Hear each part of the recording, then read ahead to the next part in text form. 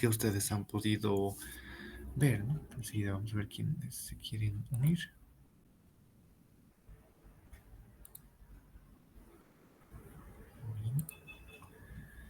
Bien, entonces veamos eso, ¿no? Tenemos tres potenciales vectores y que nosotros tenemos que tener esa capacidad para poder manejarlos a tiempo, ¿no?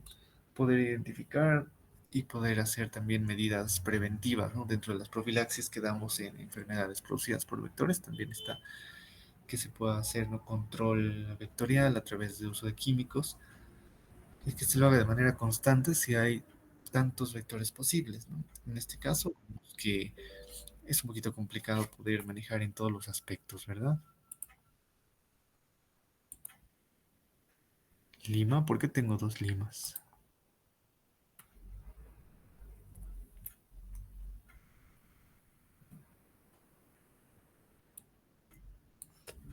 ¿Hay dos limas en la lista? No, doctor, sino el problema es de que no está funcionando bien mi red con el Ay, ok, celular y estoy tratando muy de... bien. Entonces revisamos eso, ¿no? Respecto al desarrollo, vamos a ver que tenemos al hospedero definitivo, en este caso el ser humano, el hospedero intermediario, que va a ser el vector, y también vamos a revisar, ¿no? Lo que es la forma infectante, ¿no? Tenemos distintos tipos en el desarrollo de las larvas, y acá la larva L3 o el tercer estadio va a ser aquella que nos va a infectar, ¿no? Lo que conocemos como la forma infectante como tal. Entonces acá es muy importante que ustedes revisen esas características y que cuando preguntemos, ¿no? cuál es la forma infectante, ¿no? Vamos a mencionar que va a ser la larva L3 o del tercer estadio para este grupo de parásitos, ¿no? Entonces, revisamos el ciclo biológico. Este es el ciclo de vida que debemos revisar. Entonces, vemos que estos parásitos pueden ingresar al ser humano a través de la picadura de cualquiera de estos vectores. Ya hemos visto que tenemos diferentes tipos, tenemos al Anopheles, el Culex, la Aedes. Entonces, en este punto, nosotros también vamos a ver que va a encontrarse la presencia de estos parásitos en la cabeza y en el probóscide de este mosquito.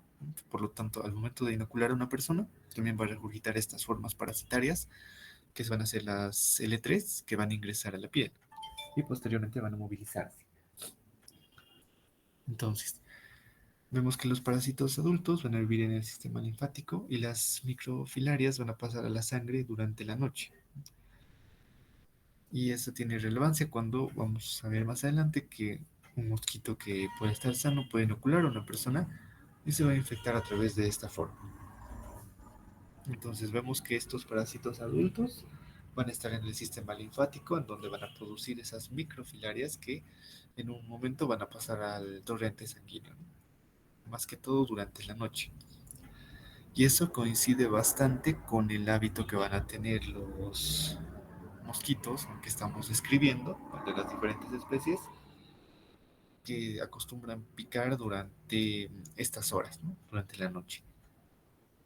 Entonces, vemos que tanto el Culex como Anopheles, Mansonia, Aedes, que son mosquitos, ¿no? También conocidos como zancudos, al momento de inocular a una persona que puede estar infectada, no lo que absorben van a ser las microfilarias, ¿no? Que van a estar en la sangre circulante. Estas se van a transformar en el estómago y en los músculos, sobre todo a nivel del tórax de este mosquito, y de todo esto se va a dar en un periodo de 10 a 15 días.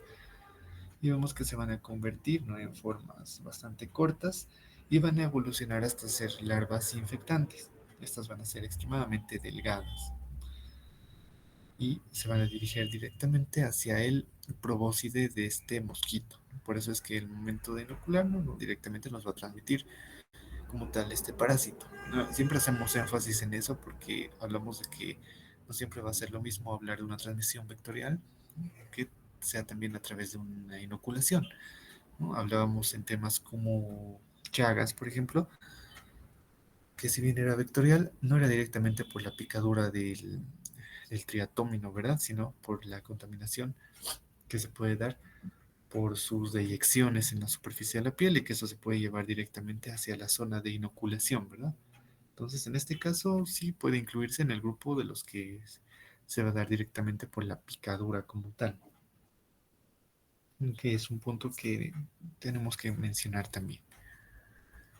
Entonces, vemos que una vez que ingresa, lo que vamos a encontrar son estos adultos en los vasos linfáticos, y que posteriormente estos generan microfilarias que van a migrar hacia los canales linfáticos y sanguíneos, ¿no? Principalmente, y por el hecho de estar en el torrente es mucho más fácil que un mosquito sano pueda inocular a una persona infectada y absorbe esta forma de microfilarias.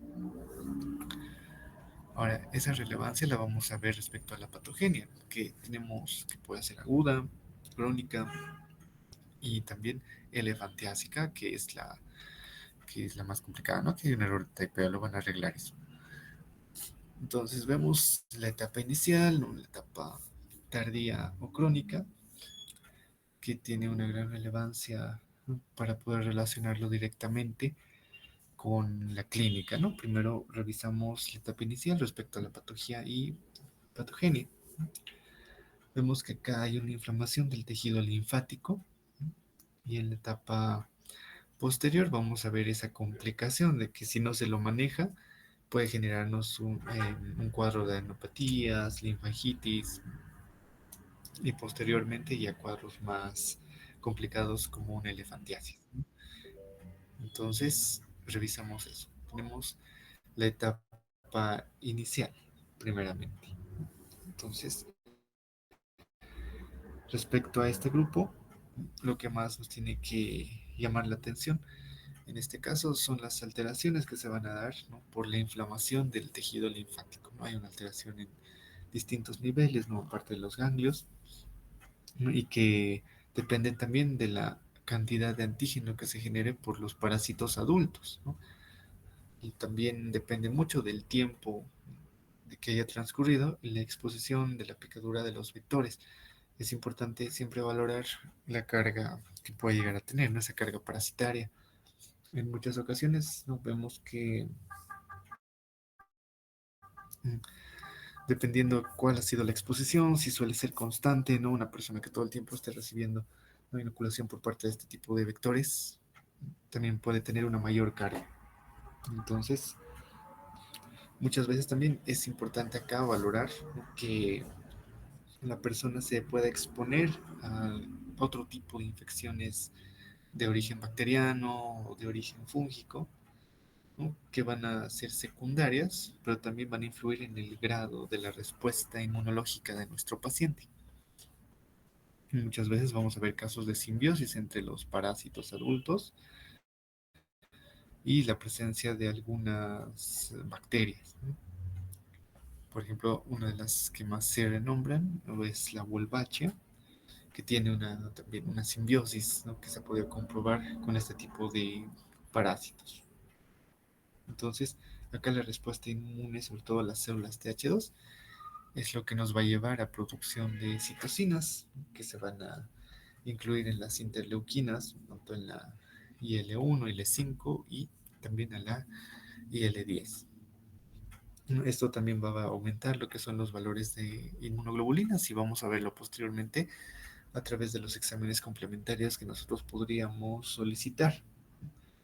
Usualmente las reacciones que vamos a ver en estas etapas no se dan más que todo por la respuesta que se va a dar por el mismo sistema inmune contra los parásitos que estén muertos o por la destrucción que vayan a tener en los determinados lugares que está afectando, ¿no? A nivel de los ganglios linfáticos, ¿no? Y de esta circulación, que en un punto puede llegar a generarnos obstrucciones y eso nos va a, ¿no? Mostrar las alteraciones en la etapa crónica que va a tener nuestro paciente. Entonces, es muy importante poder hacer esa correlación, ¿no? Y poder determinarlo en los pacientes. Muchas veces nos van a llegar pacientes que ya están en una etapa bastante complicada y si no podemos hacer una valoración de cómo ha iniciado todo esto, puede llegar a complicarse el poder determinar el origen, ¿no? Entonces, vemos que inicialmente hay esa lesión en los tejidos, ¿no? Que puede alterar, bueno, a distintos niveles y puede generar una dilatación en esos vasos linfáticos, ¿no? Que en muchas ocasiones vamos a ver algunas imágenes enseguida que en ciertos pacientes nos puede generar alteraciones a nivel genital, en pacientes de sexo masculino, nos puede generar hidrocelia, quilocelia, quiluria, puede generarse edema, hiperplasia de células reticuloendoteliales, podemos encontrar linfadenitis, ¿no? Todo esto también puede manifestarse con la elevación de los eosinófilos, ¿no? Podemos encontrar hipereosinofilia. Y los pacientes con microfilaremia, ¿no? También en ocasiones podrían llegar a manifestarse como asintomáticos inicialmente, ¿no? Mientras que si existe un linfedema. Entonces, esto es en un estadio inicial, ¿no? Que ustedes podrían valorar. Puede complicarse de manera mucho más acelerada en algunos pacientes, ¿no? Y en otros no. Eso va a depender bastante de los puntos que hemos mencionado hace un momento. En una fase crónica, ¿no? Respecto a este punto de patología y patogenia, vemos las adenopatías con una mayor reacción inflamatoria y repetidas linfangitis que puede llegar a generarse. Acá puede haber una hipertrofia del endotelio con tendencia a la obliteración. En estas dos etapas, ¿no? Vemos que las infecciones bacterianas agregadas pueden acelerar el cuadro del paciente y llevarnos a una complicación posterior. Entonces, hay que tener bastante cuidado en estos puntos, ¿no? Como les digo, puede generarse bastante en zonas pobres más que todo, ¿no? Y en zonas donde no se tenga acceso a la salud en cualquier momento, ¿no? Entonces, asociado a esta situación del paciente, si tiene una infección bacteriana asociada, el cuadro se va a acelerar mucho más, ¿no? También vamos a ver, ¿no? Una complicación, ¿no? Por una elefantiasis, ¿no? Que es ya una etapa mucho más complicada, ¿no? Posterior a la fase crónica, que no es común de observar, ¿no? Pero como pueden ver, no podemos visualizar granulomas con fibrosis, ¿no? Alrededor de las regiones donde pueden encontrarse los parásitos que han muerto y muchos de estos van a llegar a un proceso de calcificación. Vemos también que la obstrucción de estos ganglios linfáticos puede generar salida de linfa a los tejidos circundantes y esto puede generar una actividad mucho más acelerada de lo que son los fibroblastos, donde luego se va a producir, ¿no? Fibromiositis con hipertrofia del tejido, ¿no? Que están observando. Entonces, acá, ¿no? El paciente ya está en un estadio bastante avanzado, ¿no? Y como les digo, es raro de ver una situación así porque muy pocos son los que van a esperar a estar en esta situación para buscar una ayuda adecuada, ¿no?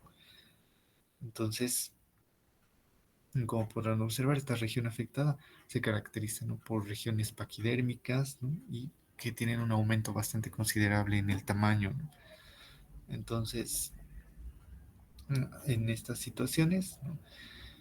Muchas veces también se va a manifestar por una asociación de otras bacterias, como hemos mencionado, que pueden afectar al paciente, ¿no? Vemos que no es la única causa de elefantiasis, ¿no? Tenemos diversas causas para una situación así, ¿no? Vemos que también puede haber una de origen estreptocócico, por ejemplo, y que siempre debemos hacer un diagnóstico diferencial para saber el por qué está en esta situación el paciente, ¿no? En este caso, sí sabemos que es por las filarias, microfilarias que están afectando a distintos niveles, pero también ustedes deben diferenciarlo y pedir exámenes complementarios para poder encontrar la etiología como tal de esta situación, ¿no?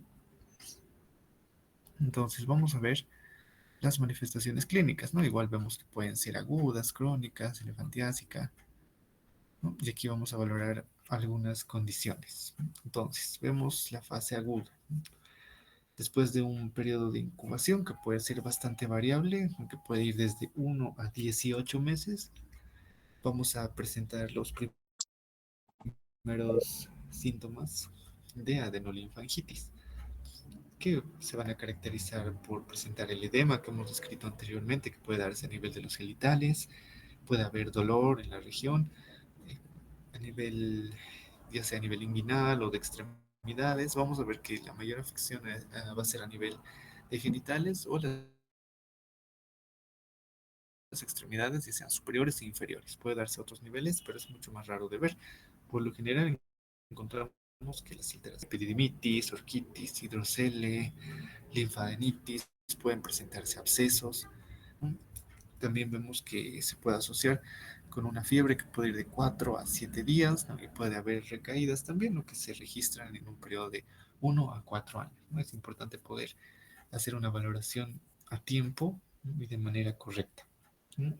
Más que todo, vemos que la fiebre por las filarias, ¿no? Puede darse en ausencia de sintomatología anterior, ¿no? La que estamos mencionando. Y muchas veces, en ocasiones, han habido casos donde se han confundido las características de esta fiebre con patologías como la malaria, ¿no? Y más aún si tenemos un cuadro en una región donde pueda encontrarse bastantes casos de malaria, porque también puede confundirnos por la presencia de estos tipos de vectores, ¿no? Recordemos que el anófeles hembra es el que también nos puede transmitir el, casos como malaria producidas por los plasmodium, que ya hemos visto, ¿verdad? Los diferentes tipos. En este caso, también nos llamaría bastante la atención. Entonces, puede variar bastante, ¿no? En la fase aguda, como mencionamos, esta fiebre tiene un periodo que puede durar, ¿no? De entre 4 a 7 días, ¿no? Y que puede presentar diferentes tipos de recaídas en un periodo bastante extenso, como podemos ver, ¿no? Que no es algo que sea tan común. Y una forma también de diferenciarlo también sería que recuerden el tema de malaria y hablemos de lo que es la fiebre terciana, fiebre cuartana, ¿no? Que nos ayuda también a poder hacer una diferenciación. Como les digo, no siempre en un estadio inicial ustedes van a ver las alteraciones que, si bien lo describimos en los textos, ¿no? No va a estar presente en todos los casos de manera inicial, ¿no? Esa adenolinfangitis que ustedes podrían valorar, el edema genital, ¿no? Las alteraciones en la región inguinal, extremidades, puede que lo vean más adelante, ¿no? Y que lo primero que observen sería la fiebre. Entonces, vemos el dolor y el edema que se puede generar a este nivel. Siempre mencionamos que las regiones más afectadas son genitales, ¿no? Donde también vamos a asociar a la región inguinal y las extremidades, que pueden ser superiores e inferiores. En ocasiones podemos ver también, ¿no? Que puede haber un eritema, puede haber urticaria, conjuntivitis asociado a eosinofilia. Las alteraciones a nivel de la ingle ya las hemos descrito hace un momento, ¿no? Y que también podemos ver la ausencia de los síntomas, al igual que los signos presentes.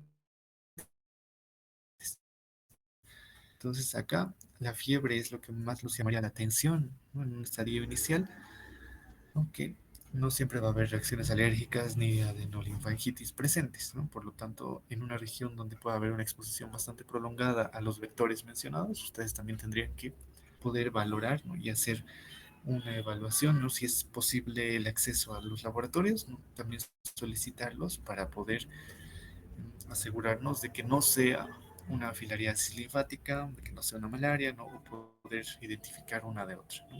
Para poder dar un tratamiento a tiempo.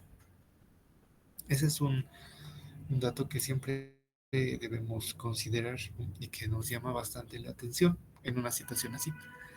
Ya en una fase crónica, tenemos ciertas situaciones, ¿no? Que vemos que pasa el tiempo, ¿no?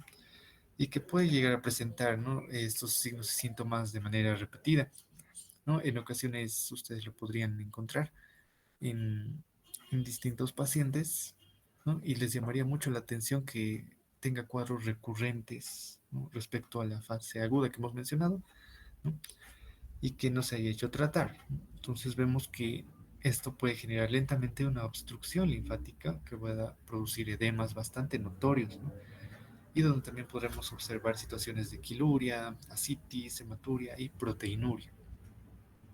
Entonces, ¿no? Acá puede bastar que ustedes puedan identificar, ¿no? El edema, que es lo más importante, ¿no? Y que nos puede sugerir distintas alteraciones, ¿sí? Y en eso tenemos una gran gama de exámenes que podríamos utilizar en caso de que haya una obstrucción linfática o también un compromiso pulmonar. También valoramos que esa respuesta inflamatoria y esas repetidas linfangitis, ¿no? Van a generar una hipertrofia del endotelio y va a haber obliteración, ¿no? Acá no sé por qué se ha movido un poquito y ha variado el texto, ¿no? Les voy a enviar el que está corregido posteriormente para que podamos verlo de mejor manera. Ahora tenemos la fase elefantiásica, ¿no? Aquí vemos que se pueden mencionar, ¿no? Que no son casos frecuentes, no es algo que se pueda ver comúnmente, es algo que ocurre en muy poquitos pacientes y recibe, ¿no? Ese nombre, ¿no? Por la similitud que pueden llegar a tener los miembros afectados con patas de elefantes, ¿no? Entonces es por eso que recibe ese nombre. Y aquí pueden observar hipertrofia de los tejidos edematógenos. Vemos que puede afectar lo que son genitales externos y extremidades inferiores, sobre todo, ¿no? También a las superiores, ¿no? Pero con más frecuencia a las inferiores. Espera verrucosa y es susceptible a lesiones traumáticas e infecciones secundarias. Entonces, en este punto vamos a ver que hay un gran riesgo, ¿no? Que pueda ser también una asociación con otras bacterias. También vemos que muchas veces tenemos que valorar el origen, ¿no? Que pueda ser ya sea por las filarias o de origen estreptocócico, ¿no? Es importante que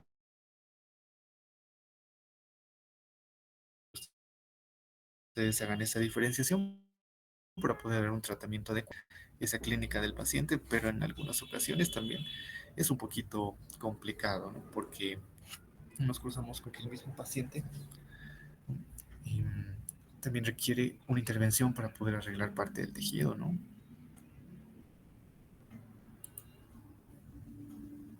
Bien, entonces vemos esa alteración, ¿no? Vemos que también puede haber presencia de nódulos intraescrotales con formación de granulomas, ¿no? Y también se puede observar, ¿no? La invasión de ganglios linfáticos a distintos niveles, ¿no? Se pueden afectar los linfáticos en ovario, en trompas, falopio. Y también no puede haber en ocasiones que no son tan frecuentes manifestaciones que pueden llegar a generar una deformación a nivel de las mamas, ¿no? Generando una hipertrofia mamaria que se puede encontrar, ¿no? Que no es algo, como les digo, algo tan común de ver, pero lo pueden visualizar sobre todo en el continente africano, ¿no? Donde no se tienen medidas adecuadas y por falta de acceso a la salud, ¿no? Y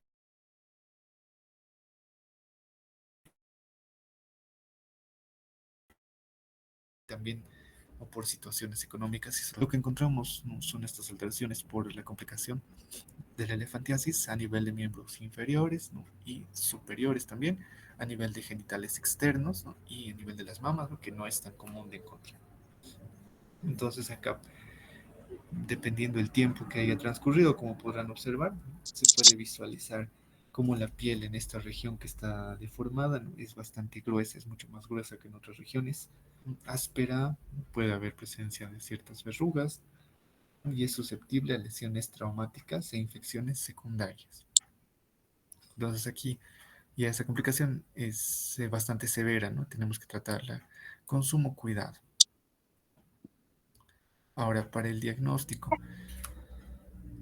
vemos que el objetivo, tanto en la etapa aguda como en la etapa crónica, se busca eh, poder visualizar las microfilarias, ¿no? Por lo tanto, tenemos diferentes exámenes complementarios que ustedes podrían solicitar, ¿no? Dentro de los cuales la gota gruesa va a ser de las más utilizadas, ¿no?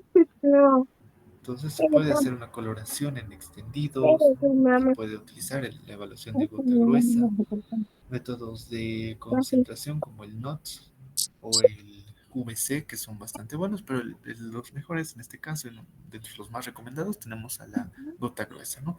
En todos estos el objetivo siempre va a ser observar las microfilarias. También vemos que pueden solicitar una biopsia, ¿no? Para poder también demostrar los parásitos adultos o las microfilarias en los tejidos. Entonces, ¿no? Vemos que también tenemos la opción de métodos indirectos como la búsqueda de antígenos o también algunos métodos radiológicos especializados, ¿no? Donde podrían ustedes apoyarse también de estos sistemas, ¿no? Entonces, vemos que en ocasiones, puesto que es un poquito complicado poder visualizarlos más allá de la carga parasitaria, y puede dejarse pasar esto si no se pide los exámenes adecuados, ¿no? Y no solo es pedir una sola muestra, si es que el paciente tiene la clínica característica, ¿no? Sino pedir diferentes tipos de exámenes a través de las muestras que tengamos disponibles también, ¿no? Y la disponibilidad en los laboratorios. Entonces, vemos que en una forma aguda y en una forma crónica es posible encontrar las microfilarias en la sangre periférica. ¿En qué momento deberíamos tomar estas muestras? Por lo que hemos hablado hace un segundo, de acuerdo a los vectores, de acuerdo a qué momento vemos a las filarias. ¿Alguien más o menos tiene idea? ¿A qué hora del día deberíamos tomar las muestras?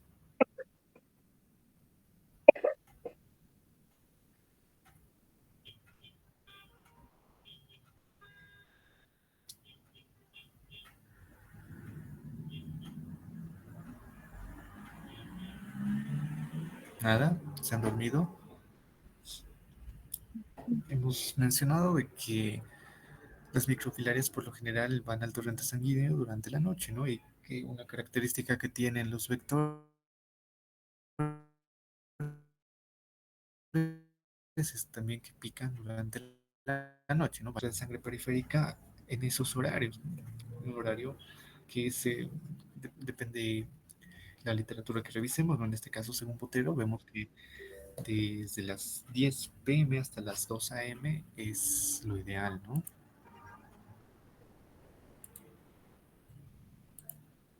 Entonces, estas son las horas ideales donde se debería tomar esas muestras, ¿no? Ahora sí que, claro, es complicado poder tomar una muestra,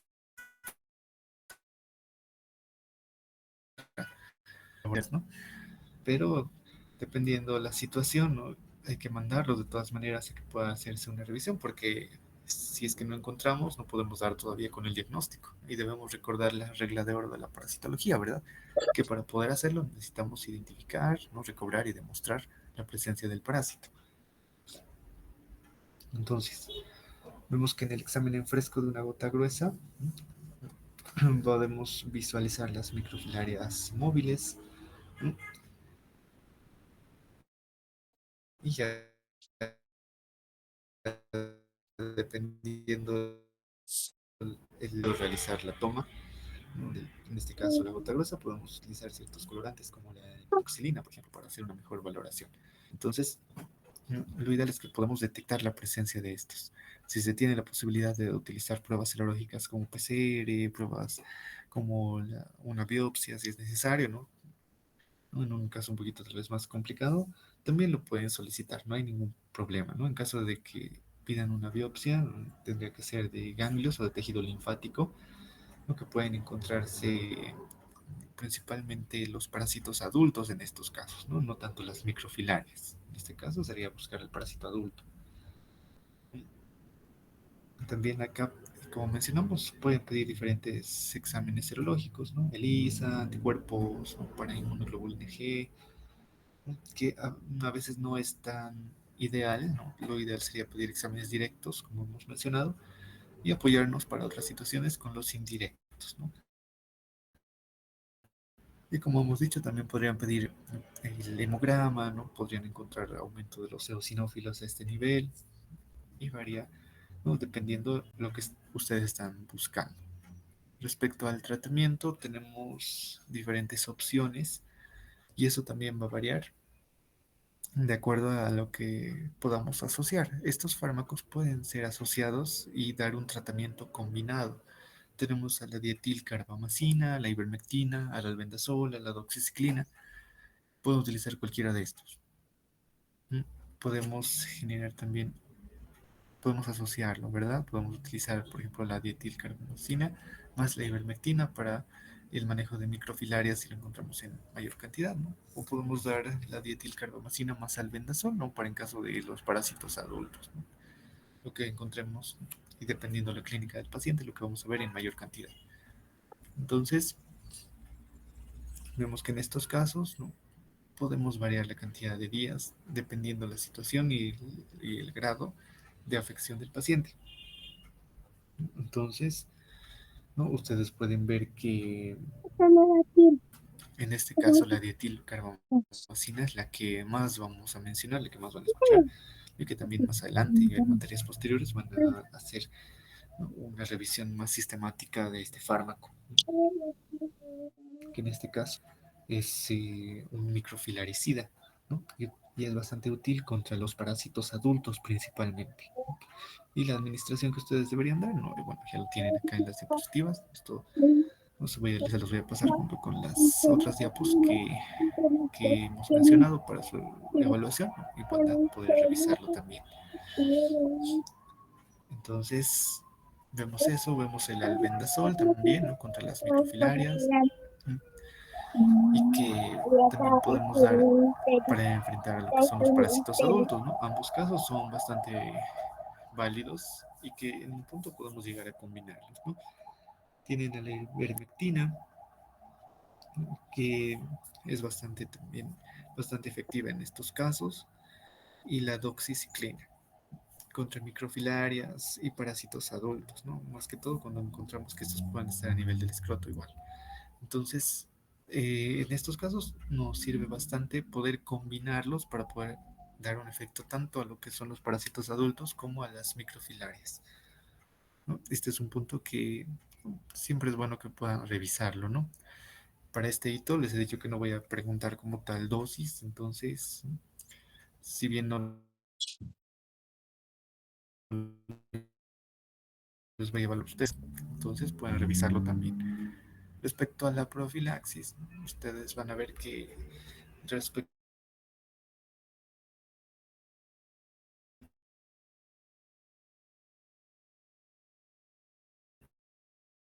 a los manuales que esa plasma, que es una de las maneras también para poder prevenir una afección por este tipo de parásitos, ¿no?, al igual que una asociación con otras bacterias. También vemos la lucha contra los transmisores en arroyos, ¿no?, de corriente rápida que aparecen en gran cantidad, ¿no?, en épocas de lluvia. Vemos que estos mosquitos no tienen una preferencia por lo que sea un ambiente cálido, pero a la vez que sea húmedo, ¿no? Entonces, en estas regiones, más que todo, ¿no?, las regiones que sean tropicales y que tengan la presencia de estos vectores, si están cerca de arroyos, ¿no?, ríos, lagos, lo que sea, hay una mayor tendencia, ¿no? Siempre es bueno evitar también lo que son las aguas estancadas. Acá estamos hablando más que todo en regiones rurales, ¿no?, y que sean también en regiones pobres. Tenemos también el uso de barreras biológicas, ¿no?, el uso de mosquiteros, ¿no? Esto lo van a arreglar. No sé por qué se cambió la letra. Para protegernos de las picaduras, ¿no? Y es algo que también se recomienda bastante, ¿no? Asociado a un buen tratamiento, siempre mencionen una profilaxis adecuada, ¿no? Sin eso es bastante difícil poder manejarlo. Entonces, eso es respecto a las recomendaciones que pueden dar, ¿no? Siempre hablamos del control vectorial, del diagnóstico a tiempo, ¿no?, dentro del control hablamos de la lucha contra estos transmisores, ¿verdad? Eso es el control vectorial que puedan hacer, al igual que el uso de barreras biológicas a diferentes niveles. Muy bien.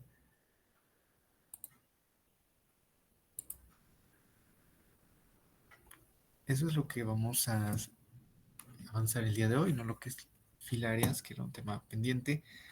la parte de virus, no me gustaría mencionarlo directamente de manera personal, pero respecto a los temas que ustedes van a exponer por sus grupos de TEAs de muestro, enseguida se los voy a mandar, les voy a asignar sus respectivos temas. Supongo que ya lo han pasado todos al grupo, ¿no? ¿O no? Creo que no, ¿no? En este momento, por favor, manden el nombre de los grupos y por el mismo grupo les voy a asignar el tema que deben presentar. Esos temas los van a presentar en 2 semanas. La siguiente semana lo que van a hacer es no netamente el examen, ¿no? Vamos a hacer una breve revisión también. Y ya la siguiente semana esa, recién vamos a comenzar con las exposiciones. Entonces tienen 2 semanas para preparar y traten de hacerlo lo mejor posible. Va a ser una nota bastante considerable la que se va a evaluar respecto a la exposición, ¿no? Eso se los voy a decir el día de la exposición, ¿no? Para que lo preparen bien, pero sí les digo que es bastante nota, ¿no? Así que manden por favor al grupo de WhatsApp que tenemos el nombre completo del grupo como tal, ¿no? Y bueno, las listas de cada grupo están seguramente en la te demuestro. Yo no tengo eso y acá mismo les voy a pasar qué temas van a presentar. Al igual que también vamos a hacer la encuesta para ver si ustedes prefieren que hagamos normal la evaluación de reconocimiento de placas la siguiente semana o lo quieren mandar ese examen para la evaluación de hito 5, ¿no? Depende. Por eso les doy esa opción. Si no, no hay ningún problema. Pero bueno, eso es más que todo por la situación de las clases, ¿no? Que se está postergando porque, bueno, es una recomendación que se ha dado desde lo que es el ministerio y demás, ¿no? Por la situación del clima, ¿no? En este momento creo que todavía no ha llegado, no se está sintiendo tanto, pero ya en siguientes horas puede ser bastante complejo. Entonces, si hubiera sido las clases normales, ¿no? El viernes tendría que ser el examen, ¿no? No sé si llega a cambiar eso, ¿no? En caso de que se habilite todo normal otra vez, no, bueno, le daríamos el examen como correspondía, ¿no? Pero en caso de que no, también les doy esa opción de poder mandar el examen a hito 5. Si no, lo damos la siguiente semana, no hay problema.